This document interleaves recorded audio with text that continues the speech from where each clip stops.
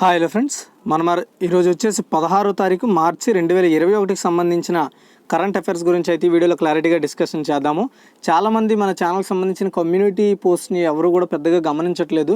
So ఒకవేళ మన ఛానల్కి సంబంధించిన అప్డేట్స్ ఉన్నా ఏదైనా ఇన్ఫర్మేషన్ ఉన్నా సరే నేను అక్కడ పోస్ట్ చేయడం జరుగుతుంది. కాబట్టి ప్రతి ఒక్కరు కూడా ఒకసారి కమ్యూనిటీ పోస్ట్ని డైలీ వన్స్ చెక్ చేయడానికి ట్రై చేయండి. సో ఎవరైతే బెల్ ఐకాన్ యాక్టివేట్ చేసుకుంటారో వాళ్ళకి ఆ కమ్యూనిటీ పోస్ట్ అనేది కనబడుతుంది. కాబట్టి ప్రతి ఒక్కరు కూడా అక్కడ చాలా ఇన్ఫర్మేషన్ కూడా పాస్ చేయడం జరుగుతుంది. కాబట్టి బెల్ ఐకాన్ ఎవరైనా యాక్టివేట్ చేసుకోకపోతే చేసుకోండి. అయితే ఈరోజు మనకి చాలా ఇంపార్టెంట్ ఆర్టికల్స్ ఉన్నాయి, వాటి అన్నింటి గురించి కూడా డిస్కషన్ చేద్దాము. ఇక్కడ మనకి ఫస్ట్గా చూసుకున్నట్లయితే చూడండి, నేను చాలా చాలా కరెంట్ అఫైర్స్లో చెప్తూనే వస్తున్నా. సో నేను అడిగేటట్టుగానే క్వశ్చన్ అడగకపోవచ్చు, లేదా నేను అడిగేటట్టుగా కూడా క్వశ్చన్ అడగొచ్చు. కాబట్టి సో నా క్వశ్చన్ని మీరు ఒక పాయింట్గా తీసుకోండి.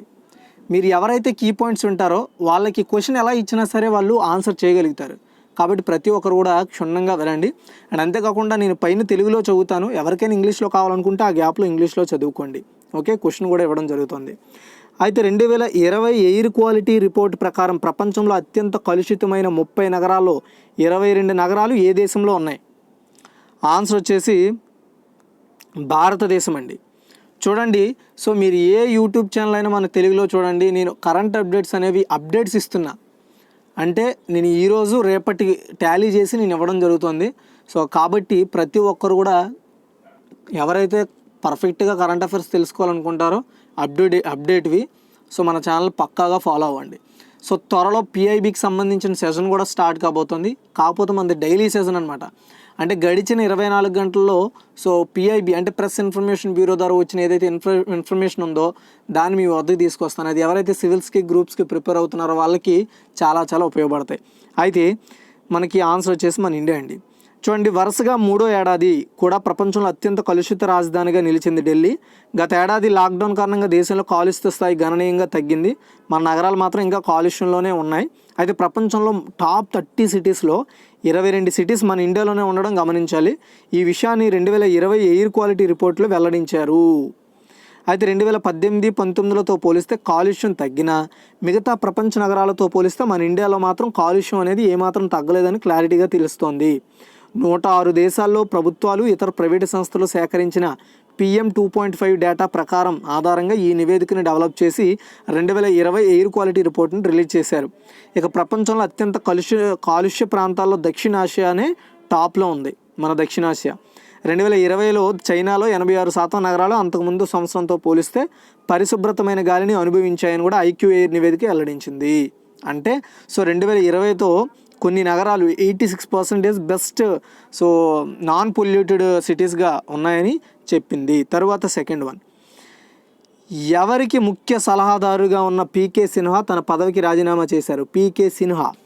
సో ఆన్సర్ చూసుకున్నట్టయితే శ్రీ నరేంద్ర మోడీ అండి, లేదా మోదీ. చూడండి, ప్రధానమంత్రి నరేంద్ర మోదీ గారు ముఖ్య సలహాదారుగా ఉన్న PK సిన్హా ఈరోజు రాజీనామా చేయడం జరిగింది. ఈరోజు కాదు, యాక్చువల్గా ఇతను పదవి రాజీనామా చేసి 14వ తారీఖున చేశారు. సో దాన్ని చాలా లేటుగా ఈరోజు సో PM కార్యాలయం ప్రధానమంత్రి ఆఫీస్ ఏదైతే ఉంటుందో అది ఈరోజు అధికారికంగా సో ప్రకటించడం జరిగింది. అతను చేసి ఆల్రెడీ 2 డేస్ అవుతుంది, కానీ వాళ్ళు ఈరోజు రిలీజ్ చేశారనమాట ప్రెస్ నోటు. అయితే అతను కొన్ని హెల్త్ ప్రాబ్లమ్స్ వల్ల తన రాజీనామా చేస్తున్నట్లు సో అధికారులు అయితే అయితే PK సిన్హా ఉత్తరప్రదేశ్ కేడర్కి చెందిన 1977 batch Indian administrative service officer, అంటే IAS ఆఫీసర్. అలాగే నరేంద్ర మోదీ ప్రభుత్వం మొదటి పదవి కాలంలో అజిత్ సేన్ నుంచి బాధ్యతలు స్వీకరించారు.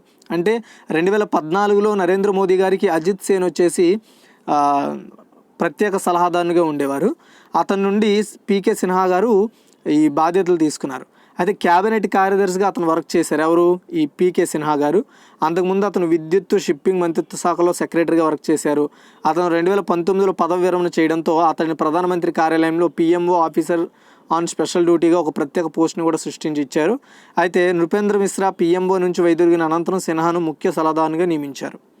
అంటే సో 2014లో సో మొదటి పదవి కాలంలో అజిత్ సేన్ నుంచి బాధ్యతలు తీసుకున్నాను అనమాట. సో నరేంద్ర మోదీ మొదటి పదవి కాలంలో అజిత్ సేన్ నుంచి బాధ్యతలు స్వీకరించిన PK సిన్హా సో క్యాబినెట్ కార్యదర్శిగా పనిచేశారు. అందులో 2014లో సో ఏర్పడిన మోదీ ప్రభుత్వంలో గుర్తుపెట్టుకోండి. అతను సో క్యాబినెట్ కార్యదర్శిగా వర్క్ చేశారు ఫస్ట్ పిఎం నరేంద్ర మోదీ అధికారంలో ఉన్నప్పుడు. ఫైనల్గా అతను సో ముఖ్య సలహాదారునిగా పదవి విరమణ అంటే రాజీనామాను ప్రకటించారు. నెక్స్ట్ థర్డ్ వన్, నీటి నుంచి భార లోహాలను వడబోసే బయోపాలిమర్ ఆధారిత అధునాతన ఫిల్టర్ను ఏ ఐఐటి పరిశోధకులు అభివృద్ధి చేశారు? ఆన్సర్ వచ్చి ఐఐటి మండి. ఇవ్వండి ఐఐటి మండి యొక్క బోర్డు ఇది. సో నీటి నుంచి భార లోహాలు ఏవైతే ఉంటాయో వాటిని వడబోసే బయోపాలిమర్ ఆధారిత అధునాతన ఫిల్టర్ను ఐఐటి మండి పరిశోధకులు డెవలప్ చేశారు. దీనిని పొల్యూషన్ బ్లోయింగ్ అనే ఒక పద్ధతి ద్వారా ఈ ఫిల్టర్ను డెవలప్ చేశామని వాళ్ళు వెల్లడించారు. భారీ స్థాయిలో లోహాలతో కలుషితమైన నీటిని శుద్ధి చేసేలా పారిశ్రామిక స్థాయిలో ఈ సాంకేతికతను అభివృద్ధి చేసేందుకు పరిశోధకులు ప్రణాళిక రచిస్తున్నారు. అయితే కేంద్ర గనుల శాఖ ఈ పరిశోధనకు నిధులను మంజూరు చేస్తోంది. సో భార లోహాలతో కలుషితమైన నీటి వల్ల ఆల్జీమర్స్, పార్కిన్సన్స్ వంటి వ్యాధులు వచ్చే అవకాశం ఉంది. మీరు బాగా గమనించినట్టయితే చాలా ఊళ్ళల్లో నీటి లభ్యత చాలా తక్కువగా ఉన్న ప్రాంతాల్లో నీటి కాఠిన్యత అంటారు. సో కాఠిన్యత అంటే ఆ నీటిలో ఎక్కువగా లోహాలు ఉంటాయన్నమాట. సో అంటే వివిధ అయిన రాళ్ళు రప్పలు కావచ్చు, ఏదైనా సరే ఉండే మలినాలు ఉంటాయి. సో మీరు ఒకసారి చాలామంది వేరే ఊర్లు వెళ్ళేటప్పుడు స్నానం చేస్తే మీరు ఎంత సొబ్బెట్టినా నొరగ మాత్రం చాలా తక్కువగా వస్తుంది. దానికి కారణం నీటి కాఠిన్యత అనమాట. సో అలాంటి నీటి కాఠిన్యత ఏదైతే ఉందో అందులో ఉండే భార లోహాలు ఏవైతే ఉంటాయో వాటిని తొలగించడానికి సో ఒక బయోపాలిమర్ ఆధారిత అధునాతన ఫిల్టర్ని డెవలప్ చేశారు ఐఐటి మండి వాళ్ళు. సో ఇవి ఎక్కువగా చూసుకుంటే నెక్స్ట్గా మనకి ఇండస్ట్రీస్ వాటిల్లో ఇవి బాగా ఉపయోగించే అవకాశం ఉంది. అయితే ఫోర్త్ వన్ అండి, ప్రఖ్యాత కథాకళి కళాకారుడు గురు చెమించేరి కున్హిరామన్ నాయర్ అతని పేరు గుర్తుపెట్టుకోండి. చెమించేరి కున్హిరామన్ నాయర్ కన్నుమూశారు. అతను ఏ రాష్ట్రానికి చెందిన వ్యక్తి? ఆన్సర్ వచ్చేసి కేరళ. ఓకే, ఇగోండి ఇతనే అతను. సో ప్రఖ్యాత కథాకళి కళాకారుడు గురు చెమించేరి కున్హిరామన్ నాయర్ సో సోమవారం చనిపోయారు. ఆయన వయసు చనిపోయేటప్పటికి 105 ఏండ్లు. కొన్ని వెబ్సైట్లో 104 అని చెప్తున్నారు. బట్ 105 ఏండ్లు అనమాట అతను చనిపోయే టైంకి. కథాకళి నృత్య రూపానికి ఆయన చేసిన కృషికి 2017లో పద్మశ్రీ అవార్డు వచ్చింది.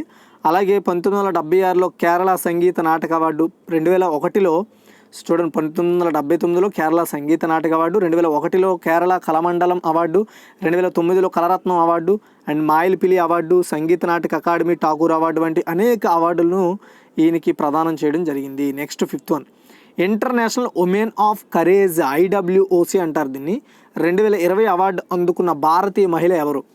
ఆన్సర్ వచ్చేసి కౌసల్య శంకర్.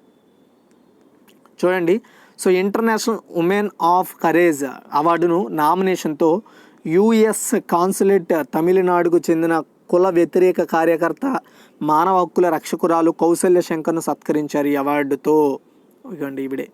అయితే నగరంలో జరిగిన సో తమిళనాడు కావచ్చు, చెన్నై నగరాల్లో జరిగిన courageous women inspire a better world కార్యక్రమంలో ఐడబ్ల్యూఓసి అవార్డు సర్టిఫికేట్ ఆఫ్ నామినేషన్కు ఆమెని చెన్నైలోని యుఎస్ కాన్సుల్ జనరల్ జుడిత్ రవిని అందజేశారు. సో ఆమెకి సంబంధించిన ఏదైతే అభిశంసన పత్రం ఉంటుందో అది. అయితే యుఎస్ సెక్రటరీ ఆఫ్ స్టేట్ యొక్క అవార్డుకు, ఈ ఐడబ్ల్యూఓసి అవార్డుకు US mission India nominee and ఇది ఇతరుల జీవితాలను మెరుగుపరచడానికి అసాధారణమైన ధైర్యము, బలం, నాయకత్వాన్ని ప్రదర్శించిన మహిళలకు ఇస్తూ ఉంటారు.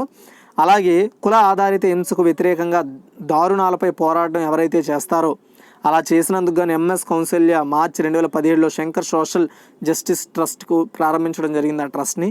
సో ఆ ట్రస్ట్ ద్వారా ఆవిడ చేసిన చాలా కృషికి గాను ఈ అవార్డుని ఇచ్చారు. ఐడబ్ల్యూఓసి. ఓకే, మనం చూడండి sixth one, national payments corporation of India, దీన్ని సో ఎన్పిసిఐ అంటారనమాట. ఈ యొక్క సంస్థ యాప్ పేమెంట్లో యూపీఐ హెల్ప్ అనే ఒక కొత్త యాప్ను అందుబాటులోకి తీసుకొచ్చింది. సో చూడండి, యాక్చువల్గా భీమ్ అండి ఇది. ఇక్కడ చిన్న క్వశ్చన్ మిస్టేక్ వచ్చింది. National payments corporation of India భీమ్ ఏదైతే ఉందో ఈ భీమ్ యాప్ పేమెంట్లో, ఈ పేమెంట్ సంబంధించిన పేమెంట్ యాప్ కదా భీమ్ అనేది. సో ఈ భీమ్ యాప్లో యూపీఐ హెల్ప్ అనే ఒక కొత్త యాప్ను అందుబాటులోకి తీసుకొచ్చింది. ఆన్సర్ వచ్చేసి భీమ్ యూపీఐ అండి. ఓకేనా, ఇక్కడ ఏకి ఈ అని పడింది గుర్తుపెట్టుకోండి, ఏ యాప్ పేమెంట్లో. ఓకేనా, సో భీమ్ యూపీఐ అండి. భీమ్ యూపీఐలో సో ఏదైతే ఈ national payments corporation of India ఉందో ఇది వచ్చేసి భీమ్ అనే యాప్లో యూపీఐ హెల్ప్ అనే పేరుతో ఒక కొత్త యాప్ని ఇంట్రడ్యూస్ చేసింది. ఈ యాప్ ద్వారా ఏం జరుగుతుంది అంటే, సో ఎవరైతే చెల్లింపులు చేస్తారో, సో చెల్లింపులు చేసేటప్పుడు ఏమైనా అవకతవకలు ఉంటే, సో ఇది ఒక గ్రివెన్స్ రెడ్రెసల్ మెకానిజంగా పనిచేస్తుంది. అంటే ఆ ప్రాబ్లమ్స్ని సాల్వ్ చేయడానికి, సో వాటిని ప్రాసెస్ చేయడానికి సంబంధించిన విషయాలపై ఈ యొక్క యూపీఐ హెల్ప్ అనే యాప్ మనకి ఉపయోగకరంగా ఉండడం జరుగుతుంది. అంటే వాటికి సంబంధించిన కంప్లైంట్స్ కావచ్చు, సలహాలు, సూచనలు అక్కడ నుండి మనం పొందవచ్చు. అయితే ఈ యాప్ ప్రధానంగా state bank of India, axis bank, HDFC bank, అలాగే ఐసిఐసిఐ బ్యాంక్ వినియోగదారుల కోసం అండ్ ఎన్పిసిఐ భీమ్ యాప్తో ప్రత్యేక ప్రసారం అయ్యింది. గుర్తుపెట్టుకోవాలి. నెక్స్ట్ 7th అండి. పద్మభూషణ్ అవార్డు గ్రహీత లక్ష్మణ్ పాయ్ కన్నుమూశారు. ఏ రంగంలో సహకారం అందించినందుకు ఆయనకు ప్రతిష్టాత్మక గౌరవం లభించింది? ఆన్సర్ వచ్చేసి పెయింటింగ్ అండి. ఇవ్వండి ఇతనే అతను. చూడండి, ప్రఖ్యాత భారతీయ కళాకారుడు, చిత్రకారుడు లక్ష్మణ్ పాయ్ చనిపోయారు. చనిపోయేటప్పటికి అతని ఏజ్ వచ్చేసి 95 ఇయర్స్. అతను గోవాకు చెందిన చిత్రకారుడు.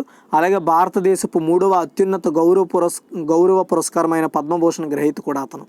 ఓకే, నెక్స్ట్ వచ్చేసి 8th వన్.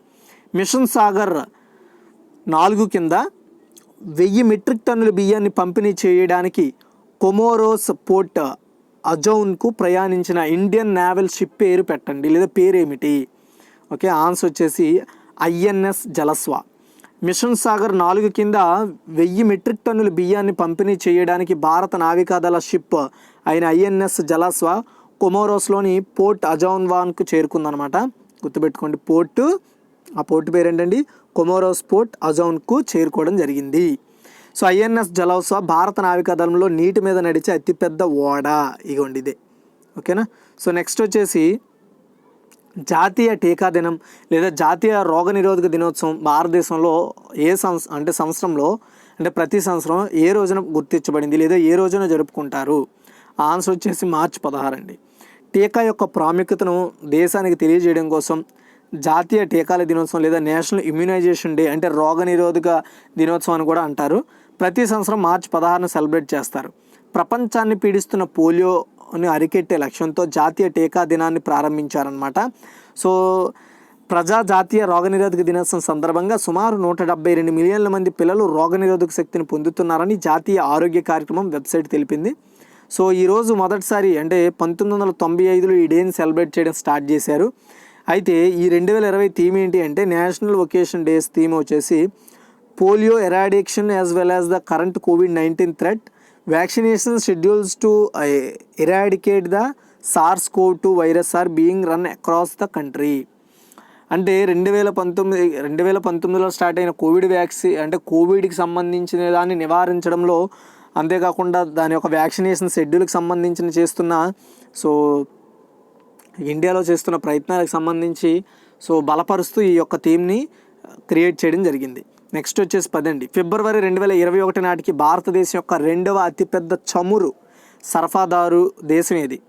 సరఫరా చేస్తున్న దేశం ఏది? ఆన్సర్ వచ్చేసి యునైటెడ్ స్టేట్స్ అండి. మన ఇండియాకి చమురును సరఫరా చేస్తున్న దేశంగా 2nd కంట్రీగా సౌదీ ఉండేది. సో ఆ ప్లేస్లో ఇప్పుడు యునైటెడ్ స్టేట్స్ చేరడం జరిగింది. అంటే సౌదీ అరేబియాను దాటి అమెరికా ముందుకు రావడం జరిగింది. అయితే ప్రపంచంలో అగ్రశ్రేణి ఉత్పత్తిదారుల నుండి భారతదేశం దిగుమతులు 48% పెరిగి రోజుకు 5,45,300 బారెల్స్ చేరుకుంది. అయితే గత నెలలో భారతదేశం మొత్తం దిగుమతుల్లో 14% వాటం కలిగిన రాయిటర్స్ పొందిన డేటా తెలిపిందనమాట. 14% వాటాను కలిగి ఉంది అని. అయితే 5 నెలల కనిష్టానికి 8,67,500 బీపీడీలు కొనుగోళ్లు 23 క్షీణించినప్పటికీ ఇరాక్ భారతదేశానికి అత్యధిక చమురు అమ్మకదారునిగా నిలిచింది. గుర్తుపెట్టుకోండి. మన ఇండియాకి అత్యధిక చమురు అమ్మకదారుడు ఎవరు అంటే ఇరాక్. అలాగే 2nd కంట్రీ వచ్చేసి అమెరికా నిలిచింది. తర్వాత వచ్చేసి మనకి 14% వాటాని మన ఇండియాకి ఇంపోర్ట్ చేస్తుంది అనమాట. టోటల్ 48%లో. అలాగే ఇరాక్ వచ్చేసి 23% మనకి ఇంపోర్ట్ చేస్తుంది. అమెరికాకు బదులు ఇంతకుముందు సౌదీ అరేబియా ఉండేవిడిది, దాన్ని దాటి ఇప్పుడు అమెరికా ముందుకు వచ్చింది. ఈ అంశాన్ని మీరు గుర్తుపెట్టుకోవాలి. కియా మోటార్స్ ఇండియాకు ఇటీవల జాతీయ అధిపతిగా ఎవరిని నియమించారు? ఆన్సర్ వచ్చేసి హర్దీప్ సింగ్ బ్రార్. కియా కార్పొరేషన్ యొక్క పూర్తి యాజమాన్యంలో కియా మోటార్స్ ఇండియాకి హెడ్గా, నేషనల్ హెడ్గా హర్దీప్ సింగ్ బ్రార్ను సేల్స్ అండ్ మార్కెటింగ్కి నియమించారు. భారత మార్కెట్లో కియా నాయకత్వ స్థానాన్ని పెంచడం కోసం సో అంతేకాకుండా నెక్స్ట్ వీళ్ళ వృద్ధిని డెవలప్ చేసుకోవడం కోసం ఇతను నియమించినట్లు కంపెనీ చెప్పిన ప్రకటనలో చెప్పింది. అలాగే బార్కు ఆటోమేటెడ్ పరిశ్రమలో 2 దశాబ్దాల అనుభవం ఉంది. అలాగే ఇటీవల గ్రేట్ వాల్ మోటార్స్లో డైరెక్టర్ మార్కెటింగ్ అండ్ సేల్స్గా పనిచేశారు అతను ఇంతకుముందు. తర్వాత 12 అండి, ఒక దేశం ఒక రేషన్ కార్డు వ్యవస్థను విజయవంతంగా అమలు చేసిన 17వ రాష్ట్రం ఏది? ఓకే, ఆన్సర్ వచ్చేసి ఉత్తరాఖండ్ అండి. ఓకే, సో 17 రాష్ట్రాలు, ఇప్పటి వరకు 16 రాష్ట్రాలే ఉండేవి. ఏంది ఒక దేశం ఒక రేషన్ అంటే వన్ నేషన్ వన్ రేషన్ అనే ఒక వ్యవస్థను విజయవంతంగా అమలు చేసిన 17వ రాష్ట్రంగా ఉత్తరాఖండ్ నిలవడం జరిగిందనమాట. సో ఈ వ్యవస్థ జాతీయ ఆహార భద్రతా చట్టం కింద ఇతర పథకాల ప్రకారం వలస కార్మికులకు లేదా వారి కుటుంబాలకు రేషన్ మరియు ఆహార భద్రతను అందించడమే లక్ష్యం. అంటే ఒకవేళ మనం ఏదైనా వలస పని మీద వేరే రాష్ట్రానికి వెళ్ళిపోయినా అక్కడ కూడా మనం రేషన్ తీసుకోవచ్చు. అదే ఒక దేశం ఒకే రేషన్ యొక్క అర్థం. అయితే ఒకే దేశం ఒకే రేషన్ కార్డు అనేది సాంకేతిక ఆధారిత వ్యవస్థ. ఇది కార్మికులు లేదా రోజువారీ కూలీలు, రాగ్ పేకర్స్ వంటి పట్టణ పేదలు, వీధివాసులు, వ్యవస్థీకృత మరియు అసంఘటిత రంగాల్లో తాత్కాలిక కార్మికులు, గృహ కార్మికులు మొదలైన వారికి రోజువారీ ఆహార ధాన్యాలు పొందడానికి వీలు కల్పిస్తుంది అన్నమాట. ఇది అంటే మనం ఈ దేశంలో ఎక్కడున్నా సరే రేషన్ తీసుకోవచ్చు. అలాంటి 17th ఇంప్లిమెంటేషన్ స్టేట్ వచ్చేసి ఉత్తరాఖండ్. అయితే ఇప్పటివరకు ఆంధ్రప్రదేశ్, గోవా, గుజరాత్, హర్యానా, హిమాచల్ ప్రదేశ్, కర్ణాటక, కేరళ, మధ్యప్రదేశ్, మణిపూర్, ఒడిశా, పంజాబ్, రాజస్థాన్, తమిళనాడు, తెలంగాణ, త్రిపుర, ఉత్తరప్రదేశ్, ఉత్తరాఖండ్ ఈ జాబితాలో ఉన్న 17 రాష్ట్రాలు. ఓకే, గుర్తుపెట్టుకోండి. నెక్స్ట్ వచ్చేసి 63వ గ్రామీ అవార్డ్స్ ఏదైతే ఉందో ఈ యొక్క అవార్డు ఫంక్షన్ ఏ సంవత్సరంలో జరిగింది? 63వ అవార్డు ఫంక్షన్ గ్రామీ. సో ఆన్సర్ వచ్చేసి 2021. గుర్తుపెట్టుకోండి, 2021. ప్రఖ్యాత హాలీవుడ్కి సంబంధించిన 63వ గ్రామీ అవార్డ్స్ ఫంక్షన్ మార్చి 14న లాస్ ఏంజల్స్లో జరిగింది. సో మ్యూజిక్ ఇండస్ట్రీలో జరిగే పాపులర్ అవార్డుల వేడికే గ్రామీ. ఓకేనా, ఓన్లీ మ్యూజిక్. ఈ వేడుకల్లో అత్యధిక ట్రోఫీలను గెలుచుకున్న మహిళగా బెయిన్స్ చరిత్ర సృష్టించింది. ప్రస్తుతం బెయిన్స్ 28 ట్రోఫీలను గెలిచింది. ప్రముఖ సింగర్ అలిసన్ గ్రాస్కు దాటి కోవిడ్-19 నేపథ్యంలో జనవరి 31న జరగాల్సిన ఈ వేడుకను 14 వాయిదా వేసిన విషయం తెలిసిందే. అయితే ఈ సంవత్సరం ఎవరెవరు గెలిచారనేది ఇక్కడ గుర్తుపెట్టుకోండి. సో ఎవరైనా రాసుకోండి. రికార్డ్ ఆఫ్ ది ఇయర్ వచ్చేసి everything I wanted by Billie Eilish అనే పాటకు వచ్చింది. ఆల్బమ్ ఆఫ్ ది ఇయర్ వచ్చేసి folklore by Taylor Swift. And song of the year వచ్చేసి I can't breathe by HER. ఉత్తమ నూతన ఆర్టిస్ట్ మేఘాన్ ది స్టాలియన్. ఉత్తమ pop solo ప్రదర్శన చేసింది watermelon by Harry Styles. ఉత్తమ రాక్ సాంగ్ చేసింది వచ్చేసి స్టై హై బ్రెటినీ హోవార్డ్. ఉత్తమ ర్యాంక్ ఆల్బమ్ వచ్చేసి the new abnormal by the strokes. ఉత్తమ ర్యాప్ సాంగ్ వచ్చేసి సావేజ్ బై మేఘాన్ ది స్టాలియన్. ఉత్తమ ర్యాప్ ఆల్బమ్ వచ్చేసి కింగ్స్ డిసీజ్ బై వాస్. అలాగే 14 అండి, జావెలిన్ త్రోలో కొత్త జాతీయ రికార్డు ఏమిటి? కొత్త జాతీయ రికార్డు ఎంత? ఆన్సర్ వచ్చేసి 63.24 మీటర్లు అండి. చూడండి, Netaji Subhash national institute of sports కాంప్లెక్స్లో జరిగిన 24వ ఫెడరేషన్ కప్ సీనియర్ అథ్లెటిక్స్ ఛాంపియన్షిప్లో 2021 మార్చి 15న 63.24 మీటర్లలో భారతీయ జావెలిన్ త్రోయర్ అన్ను రాణి, ఈవిడ అన్ను రాణి 63.24 మీటర్ల ప్రయత్నంతో కొత్త జాతీయ రికార్డును సృష్టించింది. అయితే ఇంతకు ముందు కూడా ఉన్న ఆమె 62.43 మీటర్ల యొక్క రికార్డును ఆమె మళ్ళీ బ్రేక్ చేసుకుందని చెప్పాలి. అయితే ఇంతకుముందు ఆమె ఫస్ట్గా 58.83 మీటర్లతో ఆమె 2014లో రికార్డుని స్టార్ట్ చేసింది. ఆ తర్వాత సెకండ్ రికార్డు కూడా ఆవిడదే 2019లో. మళ్ళీ 2021లో కూడా 63.24 మీటర్ల రికార్డుని ఆమె రికార్డుని ఆమె బ్రేక్ చేసుకోవడం కూడా జరిగింది. ఆమె పేరు అన్ను రాణి. ఓకేనండి, ఏదైతే ఇప్పుడు జావెలిన్ త్రో ఉందో అందులో నేషనల్ రికార్డు ఇది. ఓకేనా. సో నెక్స్ట్ వచ్చేసి కోవిడ్ కారణంగా జర్నలిస్టుల మరణాల కేసుల్లో ఒక్కొక్కరికి ఎన్ని లక్షల ఆర్థిక సహాయాన్ని కేంద్రం ఆమోదించింది అంటే 5 లక్షల రూపాయలండి. సో కోవిడ్ కారణంగా జర్నలిస్టులు ఎవరైతే చనిపోయారో వాళ్ళ కుటుంబానికి ఒక్కొక్కరికి 5 లక్షలు. అంటే ఒక్కొక్కరంటే ఆ కుటుంబంలో ఉన్న ఒక్కొక్కరికి కాదు, చనిపోయిన వ్యక్తి ఉన్నారు కదా, ఆ వ్యక్తికి పర్టికులర్గా ఎవరైతే కోవిడ్ బాధిత వాళ్ళు చనిపోయారో వాళ్ళకి 5 లక్షల రూపాయల ఆర్థిక సహాయాన్ని సెంట్రల్ క్యాబినెట్ ఆమోదించిందని చెప్పడం జరిగింది. సో జర్నలిస్ట్ వెల్ఫేర్ స్కీమ్ కింద ఈ ఆర్థిక సహాయం ఇస్తున్నట్లు కేంద్ర మంత్రిత్వ శాఖ ప్రత్యేకంగా కృషి చేసిందని కేంద్ర సమాచార ప్రసార మంత్రిత్వ శాఖ మంత్రి అయిన ప్రసార మంత్రి రాజ్యసభలో ఆయన అడిగిన లిఖితపూర్వక సమాధానం ఇవ్వడం జరిగిందనమాట. ఇవ్వండి, ప్రకాష్ జావదేకర్ గారు. ఓకేనా, ఆ మినిస్ట్రీకి అతనే మినిస్టర్. నెక్స్ట్ 16 అండి, స్వదేశీ అమెరికా క్యాబినెట్ కార్యదర్శిగా ఎవరు నియమితులయ్యారు? ఆన్సర్ వచ్చేసి Deb Holland. So Deb Holland అంతర్గత కార్యదర్శిగా ధృవించబడింది. అంటే అంతర్గతంగా అంటే పెద్దగా మనకు షోకేస్ అవ్వదన్నమాట ఆవిడ అమెరికాలో. సో యుఎస్ చరిత్రలో ఆమె మొదటి స్వదేశీ క్యాబినెట్ అంటే స్వదేశీ అండర్ క్యాబినెట్ కార్యదర్శిగా అంతర్గత క్యాబినెట్ కార్యదర్శిగా ఆమె నియమితులయ్యింది. న్యూ మెక్సికోకి చెందిన 60 ఏళ్ళ వ్యక్తి ఈమె. అలాగే so Lindsey Graham, Lisa Murkowski, Dan Sullivan and Susan Collins సహా రిపబ్లికన్ సెనేటర్ల మద్దతును పొందిన తరువాత యుఎస్ సెనెట్ 51-40 ఓట్ల తేడాతో డెమోక్రాట్కు సోమవారం ఈమెను సో అంతర్గత కార్యదర్శిగా స్వదేశీ క్యాబినెట్ కార్యదర్శిగా ఈమెని అపాయింట్ చేశారు. దేబ్ హోలాండ్ని గుర్తుపెట్టుకోవాలి మీరు. ఓకేనా, ఇప్పుడు వచ్చేసి మనము క్విక్ రివ్యూ చూద్దాం, జాగ్రత్తగా వినండి. 2020 ఎయిర్ క్వాలిటీ రిపోర్ట్ ప్రకారం ప్రపంచంలో అత్యంత కలుషితమైన 30 నగరాల్లో 22 నగరాలు ఏ దేశంలో ఉన్నాయి? ఇండియా. తర్వాత ఎవరికి ముఖ్య సలహాదారుగా ఉన్న పీకే సిన్హా తన పదవికి రాజీనామా చేశారు అంటే శ్రీ నరేంద్ర మోదీ. నెక్స్ట్ వచ్చేసి నీటి నుంచి భారలోహాలను వడబోసే బయోపాలిమర్ ఆధారిత అధునాతన ఫిల్టర్ను ఏఐటి పరిశోధకులు డెవలప్ చేశారు. ఐఐటి మండి. ప్రఖ్యాత కళాకారుడు గురు చమించేరి కున్హీరామన్ నాయర్ కన్నుమూశారు. అతను ఏ రాష్ట్రానికి చెందిన వ్యక్తి అంటే కేరళ. సో నెక్స్ట్ వచ్చేసి international women of courage 2020 award అందుకున్న భారతీయ మహిళ ఎవరు అంటే Kaushalya Shankar. And national payments corporation of India a app పేమెంట్లో యూపీఐ హెల్ప్ అనే ఒక కొత్త యాప్ను అందుబాటులోకి తీసుకొచ్చిందంటే భీమ్ యాప్లో. అండ్ నెక్స్ట్ వచ్చేసి పద్మభూషణ్ అవార్డు గ్రహీత లక్ష్మణ్ పై కన్నుమూశారు. ఏ రంగంలో సహకారం అందించినందుకు ఆయనకు ప్రతిష్టాత్మక గౌరవం లభించింది అంటే ఆన్సర్ వచ్చేసి పెయింటింగ్. అండ్ మిషన్ సాగర్ 4 కింద 1000 మెట్రిక్ టన్నుల బియ్యాన్ని పంపిణీ చేయడానికి కోమరస్ పోర్ట్ అజౌన్కు ప్రయాణించిన ఇండియన్ నేవల్ షిప్ పేరు ఏమిటి అంటే సో ఐఎన్ఎస్ జలస్వా. నెక్స్ట్ వచ్చేసి సో జాతీయ టీకాకరణం లేదా జాతీయ రోగనిరోధక దినోత్సవం భారతదేశంలో ఎప్పుడు పాటిస్తారు అంటే మార్చి 6వ తారీఖున.